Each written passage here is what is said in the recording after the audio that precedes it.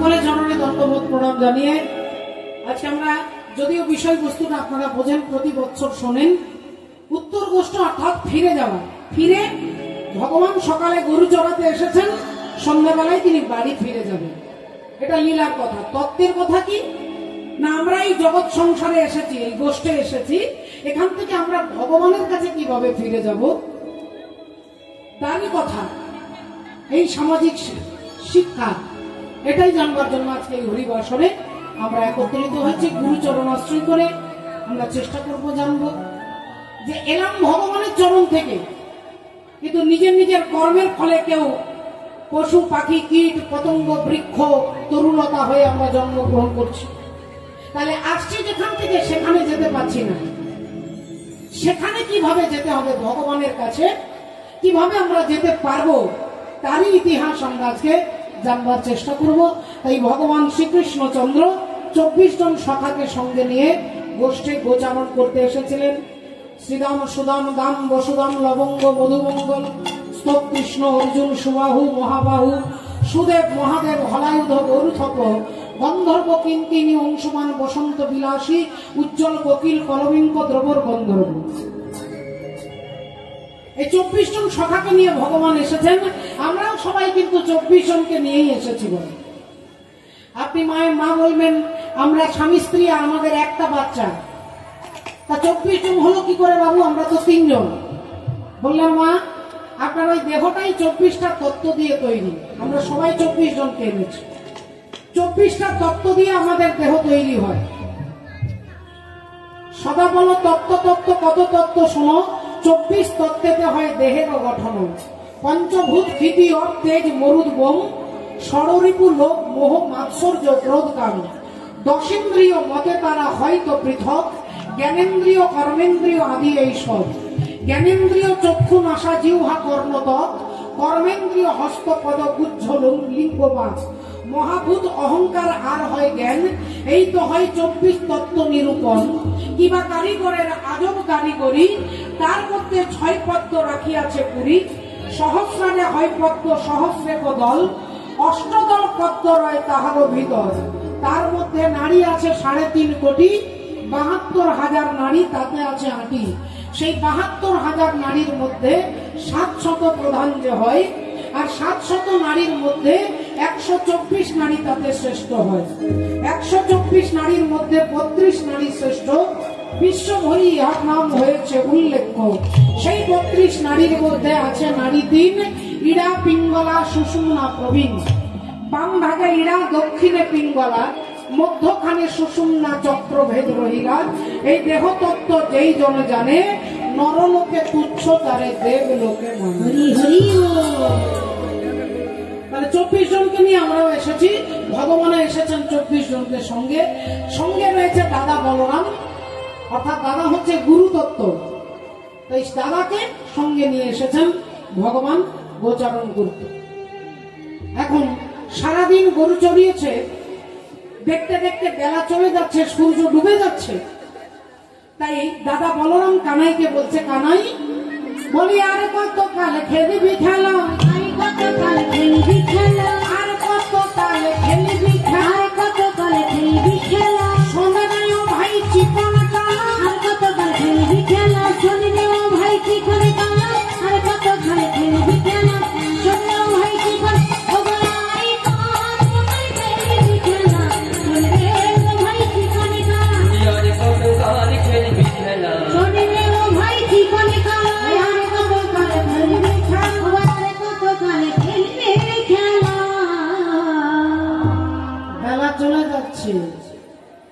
এই ভাই ফিরে তো যেতে হবে বাড়ি। যে কথা বলেছেন অমনি সঙ্গে সঙ্গে ভগবান শ্রীরামকে বলছে, শ্রীরাম চল ভাই বাড়ি ফিরে যেতে হবে, বেলা চলে যাচ্ছে। দাদা বলছে, দাদা বারবার বারবার বলছে বাড়ি ফিরে যেতে হবে, চল। ওরে ভাই ওরে পাল পাল জড়ো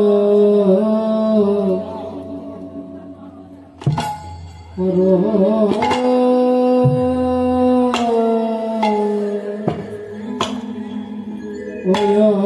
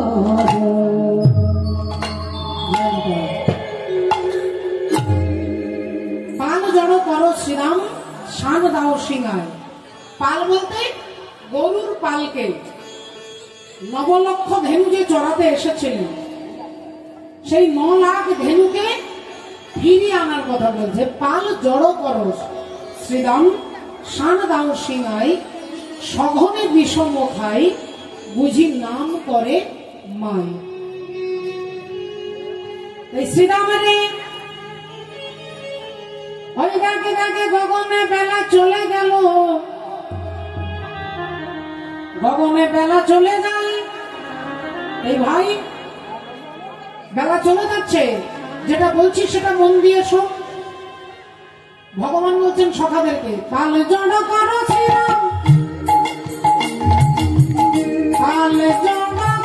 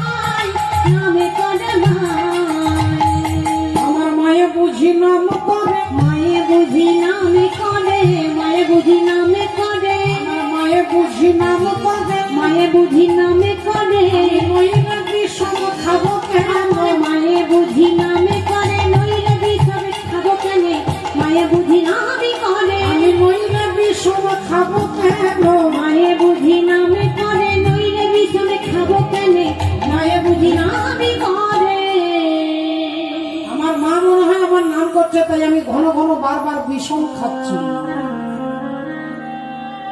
জল খেতে খেতে দেখবেন গলায় লেগে যায়, খাবার খেতে গিয়ে গলায় লেগে যায়, একে বিষম খাওয়া বলে। আর তখনই আমরা সঙ্গে সঙ্গে ভাবি মনে হয় কেউ আমার নাম করছে, এই মনে হয় আমার মা আমার নাম করছে, এই বাবা মনে হয় আমাকে স্মরণ করছে, নইলে বিষম খাবো কেন? তাই ভগবান বলছে যে আমি বারবার বিষম খাচ্ছি, আমার মনে হচ্ছে আমার মা বুঝি আমার নাম করে, আমার নাম করে। ভক্তাধীন ভগবান ভক্তের কথা মাথায় রেখে, মাথায় রেখে ভগবানকে কি বলা হয় না? ভক্তাধীন, ভক্তের অধীন। ভক্ত কারো অধীন নয়, ভক্ত স্বাধীন, আর ভগবান ভক্তের কাছে পরাধীন। ভক্ত যা বলবে ভগবানকে তাই করতে হবে বলে, কারণ ভগবানই বলে দিয়েছেন ভক্ত আমার মাতা পিতা, ভক্ত আমার গুরু, আর ভক্ত আমার নাম রেখেছেন বাঞ্ছা কল্পতরু। ভগবান ভক্তের কাছে হেরে যায়, ভক্তের কাছে পরাধীন। ভগবানের গুরু হচ্ছে ভক্ত, মা হচ্ছে ভক্ত, বাবা হচ্ছে ভক্ত। পার্টিকুলার কারো নাম দিয়ে বলেননি যে অমুক ব্যক্তি আমার মা, অমুক ব্যক্তি আমার বাবা। ভক্ত আমার মা, আপনিও হতে পারেন, আপনিও হতে পারেন, আপনারাও হতে পারেন, আমিও হতে পারি। যার যেমন ভাব তার তেমন লাভ। ভক্তের কাছে যদি ভগবান হেরে যায় তাহলে তাতেও ভগবানের আনন্দ হয়। প্রমাণ বলে মহাভারত। তাকিয়ে দেখুন, প্রতিজ্ঞা করেছেন বিশ্বদেব যে প্রতিদিন 10,000 কুরুক্ষেত্রের যুদ্ধে দুর্যোধনের পক্ষে আছেন বিশ্বদেব। আর সেই বিশ্বদেব প্রতিজ্ঞা করেছেন প্রতিদিন 10,000 সৈন্য তিনি মারবেন, প্রতিদিন 10,000 মারবেন, এটা তার প্রতিজ্ঞা। আর প্রতিদিন এভাবে মারতে মারতে একদিন গেল, দুদিন গেল, 4 দিন গেল, 5 দিন। 5 দিনের দিনে দুর্যোধন এসে বলছে, দাদু বলি ব্যাপারটা কি হচ্ছে, তোমাকে এই যুদ্ধের সেনাপতি করলাম আর তুমি আমার দিকে দেখছো না, আমার লোকগুলো মারা যাচ্ছে, অথচ পঞ্চপাণ্ডবের কেউ মারা গেল না, পঞ্চপাণ্ডবের কেউ মরল না, আমার লোকগুলো সব মারা যাচ্ছে। তাহলে তুমি আছো আমার পক্ষে, কিন্তু তুমি যুদ্ধ করছো পাণ্ডবের পক্ষ থেকে। সবাই দেখছে যে তুমি আমার দলে, কিন্তু আসলে তুমি আমার দলে না, আসলে পঞ্চপাণ্ডবের দলে। বিশ্বদেব সঙ্গে সঙ্গে প্রতিজ্ঞা করলেন, ঠিক আছে তাহলে আগামী কালকে আমি পঞ্চপাণ্ডবকে মারবো, তোমাকে প্রতিজ্ঞা করে বলছি। আগামী কালকের যুদ্ধে পঞ্চপাণ্ডবকে আমি হরিবল করে দেবো, আমি মেরে ফেলবো। দুর্যোধন আনন্দে হেসে উঠলেন, বললেন আচ্ছা আচ্ছা আচ্ছা আচ্ছা, তা ঠিক আছে দাদু একটা কথা বলবো। কি কথা? বলছি তোমার বাবা নাকি তোমাকে অমরত্বের বর দিয়েছিল, তা তুমি আমাকে ওই সেই আশীর্বাদটা একটু করে দাও না, আমি যাতে না মরি। বিশ্বদেব বললেন, দুর্যোধন তুমি ভুল শুনেছো, আমার বাবা আমাকে অমর করে দেয়নি, আমার বাবা আমাকে আশীর্বাদ দিয়েছে ইচ্ছা মৃত্যু। আমার ইচ্ছা মৃত্যু হবে, আমি মরবো না এমনটা নয়, মরবো, তবে যখন আমার ইচ্ছে হবে তখন মরবো। আমাকে কেউ মারতে পারবে না যতক্ষণ আমার ইচ্ছে না হয়, সেই ইচ্ছা মৃত্যুর পর আমাকে আমার বাবা দিয়েছেন। বললেন তাহলে এক কাজ করো, তুমি আমাকে সেই বরটা দাও, সেই আশীর্বাদটা দিয়ে দাও। বিশ্বদেব বললেন ঠিক আছে, আজকে রাত 3টে, ভোর 3:24 মধ্যে তুমি তোমার স্ত্রীকে আমার কাছে পাঠাবে, আমি তোমার স্ত্রীকে একটা দামি আশীর্বাদ দিয়ে দেবো, আর দামি আশীর্বাদ দিয়ে দেবো, যাও, তোমার কোনো চিন্তা নেই। দুর্যোধন আনন্দে চলে এলেন বাড়ি, এসে স্ত্রীকে বলছে যে দাদু ডেকেছে 3:24 মধ্যে ব্রহ্ম মুহূর্তে তোমাকে যেতে হবে। দেখুন মার আশীর্বাদের একটা সময়, একটা নির্দিষ্ট সময় যেখানে অন্তর থেকে কোন গুরুজন আপনাকে আশীর্বাদ করবে, সেই আশীর্বাদটা কিন্তু সত্যি হয় না। আপনি সারাদিন প্রণাম করছেন, সারাদিন প্রণাম করতে করতে এমন একটা সময় আছে 3:15 থেকে 3:45 পর্যন্ত যদি কোনো গুরুজন আপনাকে আশীর্বাদ করে, ওই আশীর্বাদটা ফলশ্রুত হবে।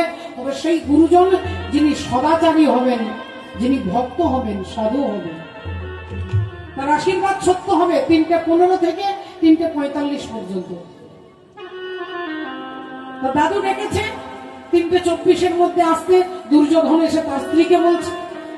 এদিকে পঞ্চপাণ্ডব যুদ্ধের পরে 5 ভাই একত্রে বসেছে। এখন 5 ভাইয়ের মধ্যে সহদেব হচ্ছে বিরাট বড় জ্যোতিষী, সহদেব হচ্ছে বিশাল বড় জ্যোতিষী। তা অর্জুন জিজ্ঞাসা করছে, ভাই দেখতো কালকের যুদ্ধে কে হারবে আর কে জিতবে, দেখতো, তুই তো ভালো করে জ্যোতিষ বিদ্যাটা শিখেছিস, তোর মতো মস্ত বড় জ্যোতিষ কেউ নেই, তুই একটু অঙ্ক কষে দেখতো কালকের যুদ্ধে কি ফলাফল হবে। অমনি সহদেব কি করলেন, অঙ্ক তৈরি করলেন, 27টা নক্ষত্রকে 27টা জায়গায় বসালেন। অশ্বিনী, ভরণী, কৃত্তিকা, রোহিণী, মৃগশিরা, আদ্রা, পুনর্বসু, পুষ্যা, অশ্লেষা, মঘা, পূর্ব ফাল্গুনী, উত্তর ফাল্গুনী, হস্তা, চিত্রা, সাথী, বিশাখা, অনুরাধা, জ্যেষ্ঠা, মূলা, পূর্ব ভাদ্রপদ, উত্তর ভাদ্রপদ, শ্রবণা, ধনিষ্ঠা, শতবিশা, রেবতী, পূর্বষাঢ়া, উত্তরষাঢ়া, 27টা নক্ষত্রকে 27 জায়গায় বসিয়ে অঙ্ক কষে, ছক কষে সহদেব বার করে দিলেন একটা ফল। আর সেই ফলটা কি না, আগামী কালকের যুদ্ধে পঞ্চপাণ্ডব মারা যাবে। আগামী কালকের যুদ্ধে পঞ্চপাণ্ডব শেষ হয়ে যাবে। পঞ্চপাণ্ডব মারা যাবে, কেউ বাঁচাতে পারবে না, কেউ রক্ষা করতে পারবে না। অঙ্কের ফল বেরিয়ে এলো, সহদেব মাথায় হাত, সর্বনাশ, কালকেই মারা যাব, কালকেই মারা যাব। রাধে রাধে। ভক্তিমতী মায়েরা, এখন এই কথা দ্রৌপদী শুনতে পেয়েছে যে আমার 5টা স্বামী আগামী কালকের যুদ্ধে মারা যাবে। কাঁদতে কাঁদতে ছুটতে ছুটতে ভগবান কৃষ্ণের কাছে এসেছে। কৃষ্ণ, হে কেশব, তুমি রক্ষা করো, রক্ষা করো গোবিন্দ। ভগবান মিষ্টি হাসছেন। কি ব্যাপার, কি হয়েছে? কৃষ্ণা, দ্রৌপদীর আরেক নাম কৃষ্ণা, তাই ভগবানের সখী ছিলেন তিনি। বলো কি হয়েছে, কাঁদছো কেন? না কৃষ্ণ, তুমি বোধহয় জানো না আগামী কালকের যুদ্ধে আমার 5টা স্বামী মারা যাবে। সহদেব অঙ্ক কষে বার করে দিয়েছে যে আগামীর কালকের যুদ্ধে হরিবোল হয়ে যাবে। ভগবান একটা হাতের উপরে আরেকটা হাত দিয়ে এমনি করে ঘষছেন, একটা হাতের সঙ্গে আরেকটা হাত ঘষছে। দ্রৌপদী বললেন, তোমাকে এত বড় কথা বললাম, তোমার দুঃখ লাগছে না? তোমার কষ্ট হচ্ছে না? তোমার বন্ধু অর্জুন, যাকে তুমি সখা বলো, কালকে তারা সবাই মারা যাবে, তোমার দুঃখ হচ্ছে না? ভগবান বললেন, জন্মিলে জন্মিলে মরিতে হবে, অমর সে কোথা হবে। কি আছে, যার জন্ম হয়েছে তার মৃত্যু হবে। বলে কৃষ্ণ, তুমি এত নিষ্ঠুর হয়ে গেছো, তোমার মনটা এত পাথর হয়ে গেছে। আমি তোমার বান্ধবী, কালকে আমি বিধবা হব, আর তুমি হাসছো আর হাতের উপরে হাত ঘষছো। তোমার এতটুকু দয়া হচ্ছে না কৃষ্ণ? তোমার এতটুকু ব্যথা হচ্ছে না, দুঃখ হচ্ছে না? দ্রৌপদী কেঁদে কেঁদে যাচ্ছে, ভগবান হাসছেন, ভগবান হাসছেন। বললেন, তাহলে এখন কি করতে হবে? বলে, যাতে আমি না বিধবা হয় তার একটা ব্যবস্থা তোমাকে করতে হবে। আমি যাতে বিধবা না হয়ে যাই তার ব্যবস্থা তোমাকে করতে হবে। ভগবান বললেন, একটা ভালো আইডিয়া এসেছে, তোমাকে দেব। দ্রৌপদী ভাবছে খুব ভালো কথা বলবে। বললেন, হ্যাঁ ঠিক আছে, বলো কৃষ্ণ, বলো, বলবো। কি করলে, কি করলে আমি বিধবা হব না, তুমি আমাকে বলে দাও। ভগবান বললেন, এক কাজ করো, কালকে যখন তুমি বিধবা হওয়ার যোগ আছে, তুমি আজকেই নিজে আগুনে পুড়ে মারা যাও। তুমি মরে গেলে আর বিধবা হওয়ার কোনো চান্স নেই, তুমি সধবা মারা যাবে। সবাই তোমার নামে তালি দেবে, জয়ের ধ্বনি দেবে, উলুক ধ্বনি দেবে, তুমি আজকেই মরে যাবে। দ্রৌপদীর ব্যথাটা কমবে না বাড়বে বাবা?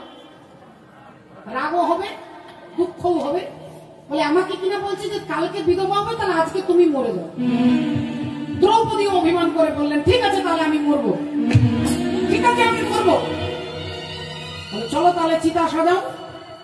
এখন চিতা সাজিয়েছে, কাঠের ওপরে কাঠ রেখে কাঠের ওপরে কাঠ দিয়ে আগুন জ্বালিয়ে দিয়েছে। দ্রৌপদী ঝাঁপ দিতে যাবে, ভগবান বললেন, না এক কাজ করো, মরবে তো তুমি, মরে তো হরিবল, আর অন্য জন্ম হবে কি হবে না, এক কাজ করো, মরবার আগে তুমি আমার একটা কথা শোনো। এতক্ষণ দ্রৌপদী কথা বলছিলেন, ভগবান শুনছিলেন। দ্রৌপদী বললেন, আমি মরবো, তবু আমি বিধবা হব না। তবে কৃষ্ণ, একটা কথা তোমাকে শেষ কথা বলে যায়, আমার যেটা ভালো সেটাই তুমি করো। ভগবান বললেন, এতক্ষণ পরে একটা দামি কথা বলেছ, যেটা আমার ভালো, কিসে মোর হিত হয় তুমি জানো দয়াময়, আমার প্রভু আমি নই, এক ভাবি আরেক হয়। আমার কি কিসে ভালো মন্দ কি হবে এটা আমি জানি না। ভগবানের প্রতি শরণাগতি কি রকম রাখতে হবে? বলে, বাঁদরের বাচ্চা আর বেড়ালের বাচ্চা, আপনারা দেখেছেন, দুটোই দেখেছেন, বেড়ালের বাচ্চাও দেখেছেন, বাঁদরের বাচ্চাও দেখেছেন। বানর কি করে দেখবেন, তার বাচ্চাটা তার মাকে ধরে রাখে, মা কিন্তু বাচ্চাটাকে ধরে না, বাচ্চাটা মাকে ধরে রাখে। মা এডাল থেকে ওডাল লাফিয়ে লাফিয়ে ছুটে বেড়ায়, ছেলে কিন্তু মাকে ধরে আছে। আর একটা হচ্ছে বেড়ালের বাচ্চা, তিনি কিছুই জানে না, তার মা তাকে মুখে করে কখনো মাটির কলসির তলায়, কখনো খড়ের গাদাতে, কখনো উনুনের মধ্যে, কখনো পালঙ্কের তলায়, বালিশের তলায় বাচ্চাটাকে লুকিয়ে লুকিয়ে মা নিয়ে যায়। ছেলে কিন্তু কিছু জানে না, ছেলে বিন্দু মাত্র কিছু জানে না। মুখে করে ধরে নিয়ে যায়। ছেলে জানে যে আমার মা আমাকে বাঁচাবে, আমার মা আমাকে রক্ষা করবে। তাই ভক্তির জগতে বেড়ালের বাচ্চার মতো হতে হবে, ভগবানের প্রতি শরণাগতি। আমার কিসে ভালো হবে আমি জানি না, আমি চেষ্টা করতে পারবো না, কারণ আমি যেটা ভাবি তার উল্টোটা হয়। তাই কিসে মোরে হিত হয় তুমি জানো দয়াময়, তুমি জানো দয়া আমার লঘু আমি নই, এক ভাবি আর এক হয়। আর এক হয়। এই ভগবান বলছে তাহলে তুমি যখন চিতাতে ঝাঁপ দেবে আমার পেছনে তুমি এক কাজ করো, পরিক্রমণ করো। হরি বল রাধে রাধে। এখন দ্রৌপদী আগুনটা ঘুরছে, ভগবান তার পেছনে পেছনে যাচ্ছে। দ্রৌপদী চিতাটা পরিক্রমণ করছে, আর চিতা পরিক্রমণ করছে আর ভগবানের নাম করছে। বলো ভগবান কৃষ্ণচন্দ্র কি, বলো রাধা রানী কি, बोलिए भागवत महापुराण की, निताई गौर सीतानाथ ब्रह्मानंदे। রাধে রাধে। এখন পরিক্রমণ করছে, ভগবানের নাম করছে, আমরাও নাম গান গাইতে গাইতে যাব। अरे कहावी कमरी वाला मेरा यार है, मेरे मन का मोहन तू दिलदार है। हरी कमली वाला मेरा यार है, मेरा मन का मोहन दिलदार है। ओ हरी कमली वाला मेरा यार है, मेरा मन का मोहन दिलदार है।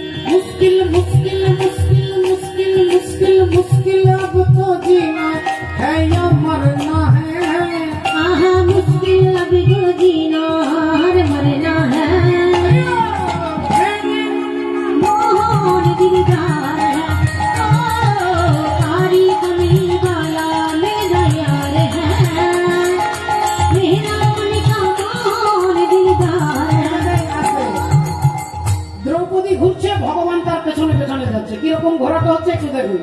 আরে কাবি কমরি मेरा यार है, मेरा मन का मोहन दिलदार है। ओ कारी कमली वाला मेरा यार है। এতক্ষণ দ্রৌপদী আগে আগে ছিল, ভগবান পেছনে ছিল। এবার ভগবান একটু দাঁড়িয়ে গেছে, আর ভগবান যদি দাঁড়িয়ে যায় তাহলে এবার দ্রৌপদী পিছনে হয়ে গেল, ভগবান এগিয়ে গেল। ভগবান আগে হয়ে গেলেন, দ্রৌপদী পেছনে হয়ে গেলেন। ভগবান বলছে আমার উত্তরীয়টা ধরো, হলুদ রঙের উত্তরীয়টা আগে। দ্রৌপদী ধরেছে, ভগবানের পেছনে পেছনে যাচ্ছে, আর ভগবান হাঁটতে হাঁটতে আজকে চিতার আগুন থেকে সরে গিয়ে দাদু ভীষ্মদেবের ঘরের কাছে এসেছে। বেজে গেছে 3:15 বেজে গেছে। এখন 3:15 যেই বেজে গেছে, অন্তর্যামী ভগবান শ্রীহরি ভক্তের জন্য তিনি ছলনাময়। দেখুন ইন্দ্রকে বলছে এক কাজ করো, এক্ষুনি ইমিডিয়েট, আর কি কোনো দেরি করা যাবে না, এক্ষুনি বৃষ্টি শুরু করো। ইন্দ্রকে আদেশ করছে বৃষ্টি শুরু করো। চারিদিকে ঝড়, বিদ্যুৎ চমকাচ্ছে, মুষলধারে বৃষ্টি শুরু হয়ে গেছে। আর এদিকে দুর্যোধনের স্ত্রী ভানুমতী দেবী যাবে বলে বেরিয়েছে। দুর্যোধন দেখতে প্রচন্ড বৃষ্টি হচ্ছে, বললেন আরে বাবা কি দরকার, এত ভিজে ভিজে যাওয়ার দরকার নেই, এক কাজ করে 1 ঘন্টা দেরি করো। সময়ের গুরুত্ব বুঝবে কি করে? সময়ের গুরুত্ব যদি সময়ের গুরুত্ব না দেয়, সময় আপনাকে গুরুত্ব দেবে না। বলো দুর্যোধন বলছে বৃষ্টি হচ্ছে, 1 ঘন্টা দাঁড়িয়ে দাও। আরে বাবা আশীর্বাদের ব্যাপার, যখন যাবে তখন দিয়ে দেবে, যখনই তুমি যাবে তখনই দিয়ে দেবে, 1 ঘন্টা দেরি করে যাও, দেখো না বৃষ্টিটা থেমে যাবে। আর এই সুযোগে ভগবান দ্রৌপদীকে এনে ভীষ্মদেবের ঘরের কাছে দাঁড় করিয়েছে। ভগবান বলছে এক কাজ করো দ্রৌপদী, তোমার দাদুর ঘরে যাবে, গিয়ে দেখবে অন্ধকার ঘরে একটা প্রদীপ জ্বলছে, সেই প্রদীপের কাছে তোমার দাদু চোখ বন্ধ করে ধ্যানের মধ্যে বসে আছেন। তুমি চুপি চুপি গিয়ে তার চরণ দুটো ছুঁয়ে প্রণাম করবে, আর তুমি প্রণাম করলেই উনি তোমার মাথায় হাত রেখে আশীর্বাদ করবে, আর সেই আশীর্বাদটা নেবে, খবরদার কোনো কথা বলবে না। এখন দ্রৌপদী ভীষ্মদেবের ঘরে এসে দেখছে দাদু বসে আছে চোখ বন্ধ করে, দাদুর চরণে হাত দিয়ে প্রণাম করেছে। আর যেই প্রণাম করেছেন, এবার মা আপনারা ভাবুন 3টা পুনরায় আসার কথা ছিল দুর্যোধনের স্ত্রী। এখন দুর্যোধনের স্ত্রী ভানুমতী মনে করে দ্রৌপদীর মাথায় হাত রেখে আশীর্বাদ করছে, অখণ্ড সৌভাগ্যবতী ভব, অখণ্ড সৌভাগ্যবতী ভব, মানে তোমার সিথির সিঁদুর চির অক্ষয় অমর থাকবে, তোমার সিঁদুর অক্ষয় অমর থাকবে। ভালো করে ভেবে দেখুন বাবা ঠাকুর, ভক্তিমতী মায়েরা, এই আশীর্বাদটা পাওয়ার কথা ছিল দুর্যোধনের স্ত্রী, তাহলে সিথির সিঁদুর অক্ষয় হবে মানে তোমার স্বামী কোনোদিন মরবে না। তাই এত দামি একটা আশীর্বাদ দুর্যোধনের স্ত্রীর পাওয়ার কথা ছিল, কিন্তু ওই বৃষ্টির কারণে সময়ের গুরুত্বটাকে বুঝতে পারলো না, তিনি এলেন না। আর এই আশীর্বাদটা পেয়ে গেলেন দ্রৌপদী, যিনি পঞ্চসতীর মধ্যে একজন সতী, আর সতী নারী জানে যে এই সিঁদুরের গুরুত্বটা কি। একজন সতী নারী বোঝে সিঁদুরের গুরুত্বটা কি। আপনাদের তো হরিবল, আপনাদের কথা বলার নয়, একটু টাউনের দিকে, কলকাতার দিকে একটু এগিয়ে যাবেন, দেখবেন সেখানকার মায়েদের বিয়ে হয়েছে, সিঁদুর যদি পরে তাহলে মা 24 পরগনা রোড ছেড়ে দিয়ে হাওড়া রোডে সিঁদুর পরে। এখন ঘটনা সেই একই কথা, রাধে রাধে। এখন দ্রৌপদী ভেবেছে দাদু একটা এমন ভালো আশীর্বাদ দিল, আমি জ্যোতিষ গণনাতে কালকেই আমার স্বামীর মারা যাওয়ার কথা, আর আজকে আমাকে আশীর্বাদ দিচ্ছে অখণ্ড সৌভাগ্যবতী ভব। তাহলে মুখ দিয়ে একটা অন্তত ধন্যবাদ তো বলা উচিত। বললেন দাদু গো তবে যেন তাই হয়। আর যেই বলেছে তাই হয়, সঙ্গে সঙ্গে বিশ্বদেব তাকিয়েছে, একই দ্রৌপদী তুমি এসেছো কেন? আমি তো তোমাকে ডাকিনি, তোমার তো আসার কথা নয়, তোমাকে এখানে কে নিয়ে এলো? তোমাকে এখানে কে নিয়ে এলো? দ্রৌপদী দেখলেন এই রে, এই জন্যই কথা বলতে বারণ করছিল। এখন আমি কি বলবো? ও দাদু বলি আমি কিছু জানি না, আমি কিছু জানি না, আমি কিছু জানি না, আমি কিছু জানি না, আমি কিছু জানি না, আমি কিছু জানি না।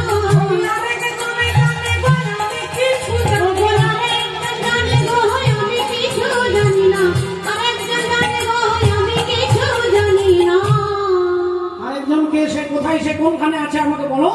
বললেন দাদু তোমার ঘরের দরজার বাইরে দাঁড়িয়ে আছে। আর যেই বলেছে ভীষ্মদেব পাগলের মতো ছুটতে ছুটতে আসছে, ছুটতে ছুটতে আসছে, আর এসেই দেখছেন দরজায় দাঁড়িয়ে আছে কে না, যোগী যারে যোগে পাই না, ঋষি যারে ধ্যানে পাই না, পরমাত্মা ভগবান শ্রী হরি দাঁড়িয়ে আছেন। বিশ্বদেব হাত জোড় করে ভগবানের দিকে কাঁদছেন, চোখ দিয়ে দরদর করে জল পড়ে যাচ্ছে। মাধব হে মাধব,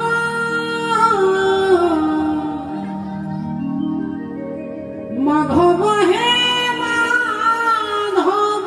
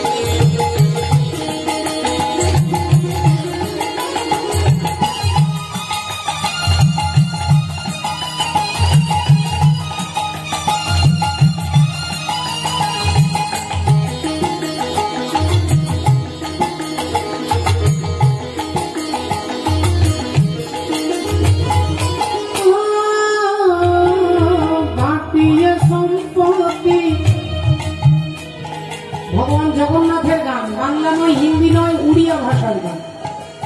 জগন্নাথ ধামের উড়িষ্যার উড়িয়া ভজন। জগন্নাথকে বলছেন, জগন্নাথ তোমার কাছে দাঁড়ানোর মতো, তোমার কাছে এসে যাতে দাঁড়াতে পারি, আমার পায়ে যতটুকু জমি সেইটুকু জমি তুমি আমাকে দিও। বাটিয়া সম্পত্তি লোড়া মাহি মোর, বিপদ মাটিরে হেইছি ঢিয়া।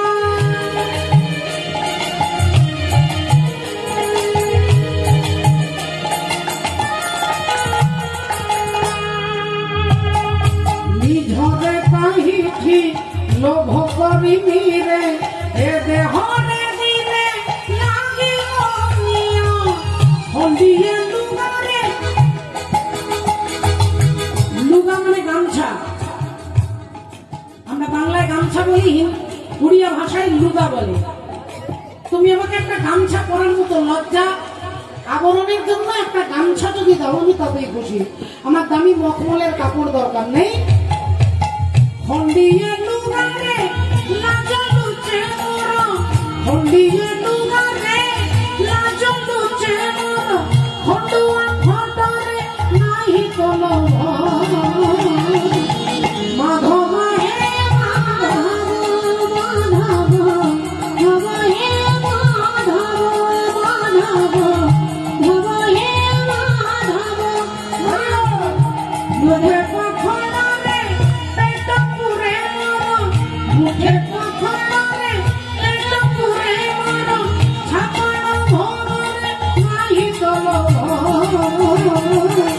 মাধব হে মাধব, মাধব মাধব হে মাধব, মাধব মাধব হে মাধব, মাধব মাধব হে মাধব। বিশ্বদেব এসে দরজার কাছে ভগবানকে দেখে কাঁদতে কাঁদতে বলছে, ঠাকুর তুমি এত দূর এলে, এতটা রাস্তা এলে, এত ভিজে ভিজে এলে, কিন্তু আমার ঘরের দরজার বাইরে দাঁড়িয়ে আছো কেন ঠাকুর? তুমি কেন আমার ঘরের ভেতরে এলে না? তুমি কেন দরজার বাইরে, কেন আমার ভেতরে কেন এলে না? ভগবান বলছেন, হে মহামতি ভীষ্ম, তোমার ঘরের দরজায় দাঁড়িয়েছি বলে তোমাকে দুঃখ দেওয়ার জন্য নয়, তোমাকে দুঃখ